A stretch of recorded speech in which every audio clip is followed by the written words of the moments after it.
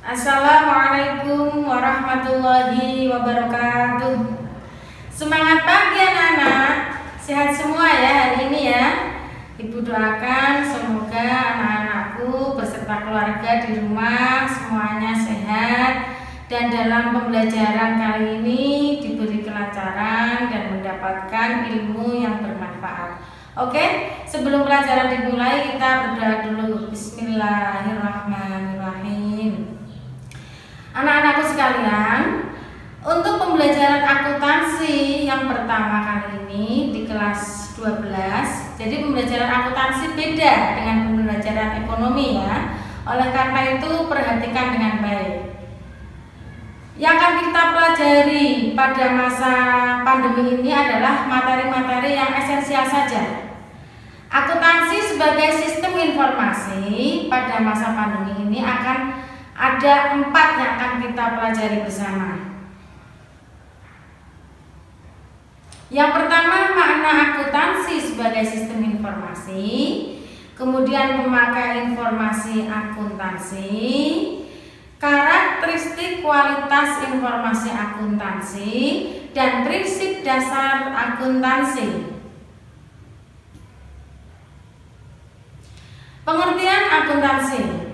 Menurut American Accounting Association, bahwa akuntansi adalah proses mengidentifikasi, mengukur, dan melaporkan informasi ekonomi yang memungkinkan pengambilan keputusan dan penilaian yang jelas serta tidak membingungkan oleh penggunanya.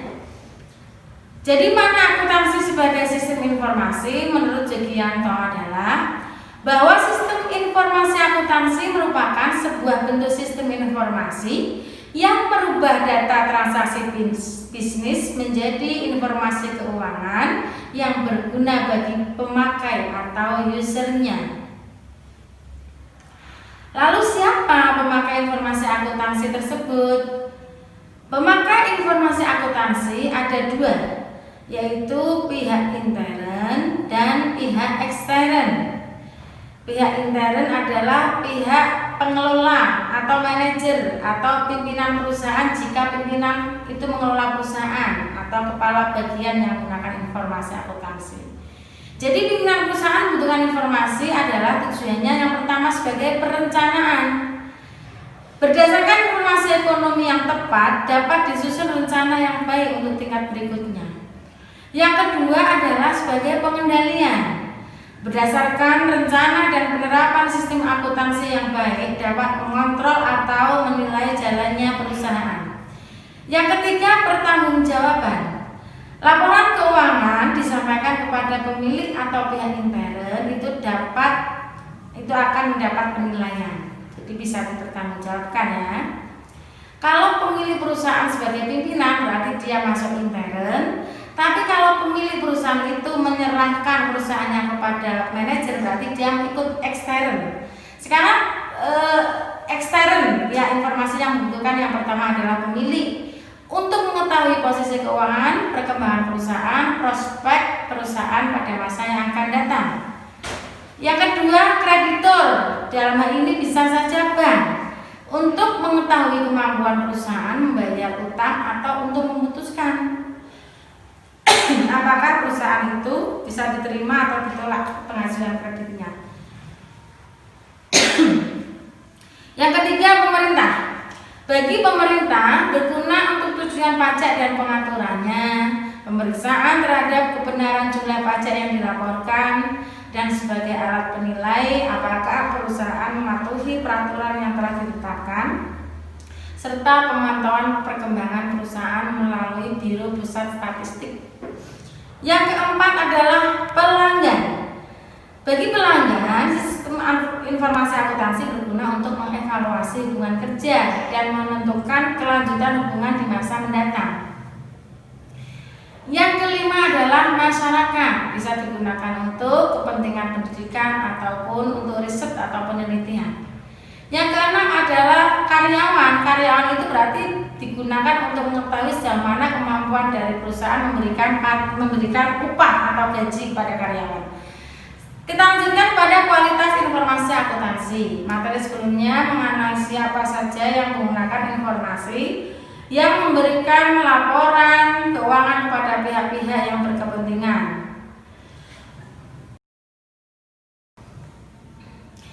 Pihak-pihak yang berkepentingan menggunakan laporan akuntansi sebagai sumber informasi untuk pengambilan keputusan. Agar pihak yang berkepentingan dapat merasakan kepuasan terhadap sistem informasi yang disajikan tersebut, maka penyajian informasi akuntansi tersebut harus berkualitas. Sekarang, sistem informasi yang berkualitas itu yang bagaimana? Apa saja karakteristik yang berkualitas tersebut? Karakteristik kualitas informasi akuntansi ada dua. Yang pertama kualitas dasar atau utama, yang kedua kualitas sekunder.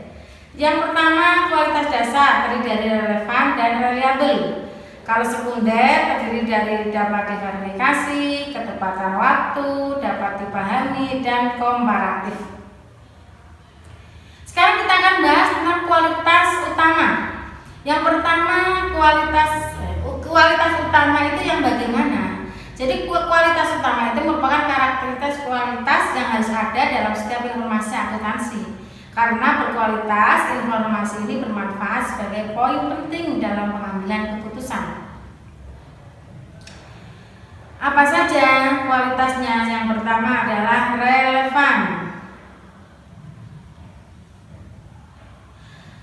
Relevansi mengacu pada informasi akuntansi dapat memberikan informasi yang bermanfaat tentang peristiwa di masa lalu dan membantu memprediksi peristiwa di masa depan. Yang kedua adalah reliabel.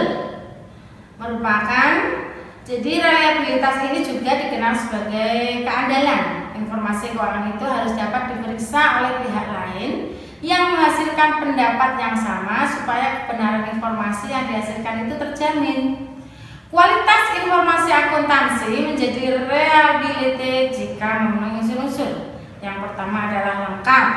Laporan keuangan tidak boleh mengecualikan transaksi apapun dari semua informasi yang penting tersaji sesuai kriteria penyajian secara wajar.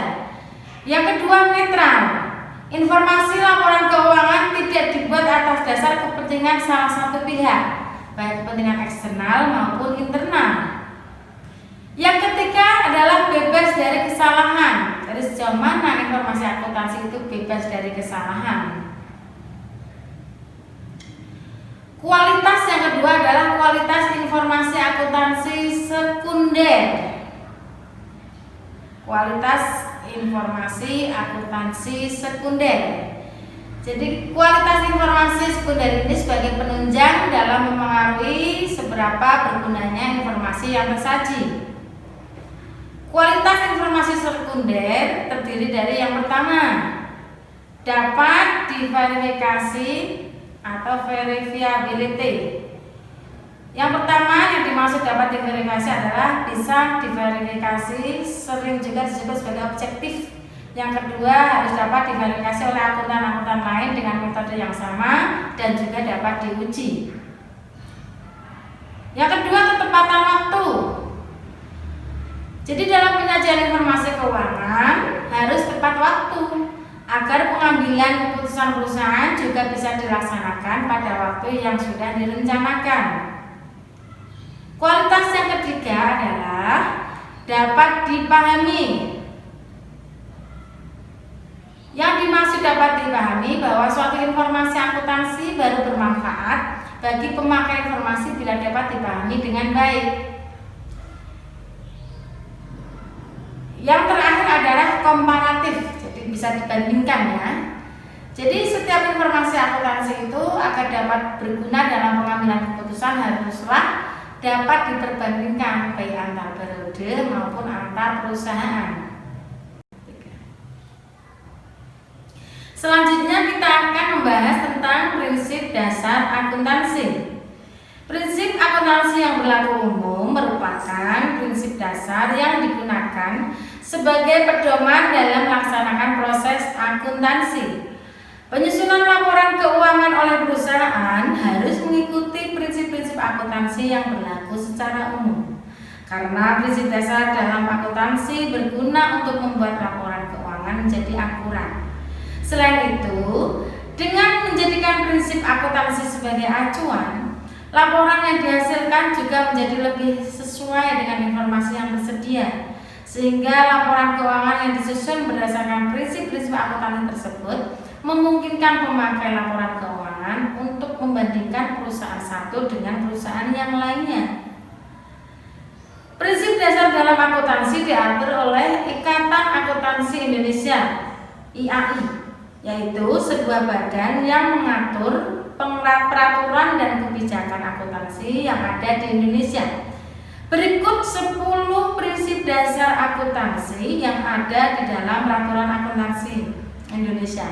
1. Prinsip entitas ekonomi. Merupakan sebuah perusahaan diartikan sebagai sebuah kesatuan usaha yang berdiri sendiri. Dengan kata lain, aset yang dimiliki oleh sebuah perusahaan harus dipisah dengan aset pribadi. Prinsip yang kedua adalah prinsip periode akuntansi. Prinsip periode akuntansi artinya penilaian dan pelaporan keuangan sebuah perusahaan dibatasi oleh periode waktu tertentu, misalnya Januari sampai Desember misalnya. Yang ketiga, prinsip satuan moneter, yaitu pencatatan transaksi keuangan hanya dinyatakan dengan diukur dalam mata uang, satuan mata uang. Yang keempat, prinsip kesinambungan usaha, yaitu sebuah usaha akan berjalan secara konsisten dan berkesinambungan tanpa adanya pemberhentian usaha. Yang kelima, prinsip biaya historis, yaitu pencatatan keuangan sebuah barang berdasarkan pada berbagai biaya yang dikeluarkan untuk mendapatkan barang tersebut. Misal kalau kita membeli barang, itu kan ada biaya transportnya. Nah, biaya transportnya itu berarti masuk ke dalam biaya yang dikeluarkan untuk mendapatkan barang tersebut. Prinsip yang keenam adalah prinsip pengungkapan penuh.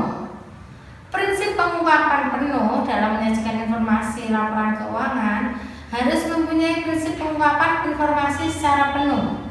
Jika terdapat informasi yang tidak dapat dimuat di laporan keuangan, maka Anda bisa menulis keterangan tambahan informasi berupa catatan atau lampiran. Yang ketujuh, prinsip pengakuan pendapatan. Pendapatan muncul karena adanya kenaikan keuangan yang diperoleh dari sebuah aktivitas usaha seperti penjualan. Jika itu usaha dagang ya. Pendapatan diakui ketika adanya kepastian mengenai kenaikan volume pemasukan yang diperoleh dari penjualan. Prinsip yang kedelapan, prinsip mempertemukan. Yang dimaksud adalah biaya yang dipertemukan dengan pendapatan yang sudah diterima perusahaan. Hal ini memiliki tujuan untuk mendapatkan hasil mengenai besar atau kecilnya laba bersih yang diperoleh. Tentunya jika pendapatan lebih besar dari biaya berarti laba, jika pendapatan lebih kecil berarti rugi kan? 9. Prinsip konsistensi. Artinya laporan tersebut tidak berubah dalam prosedur, metode, ataupun kebijakan yang diterapkan oleh perusahaan. Hal ini memudahkan pihak perusahaan untuk melihat dan membandingkan laporan keuangan yang dihasilkan pada beberapa periode sebelumnya. Prinsip yang ke-10 adalah prinsip materialitas. Merupakan pencatatan dan pengukuran informasi dapat dilakukan secara material atau bernilai nominal. Prinsip ini juga menentukan apakah sebuah laporan keuangan perlu ditulis ulang atau hanya dikoreksi saja. Demikian materi pada hari ini. Apabila masih ada sesuatu hal yang belum dipahami, anak-anak bisa menanyakannya. Sekian dari Ibu. Apabila ada kekurangan mohon maaf. Yang terakhir, bersungguh-sungguhlah dalam belajar.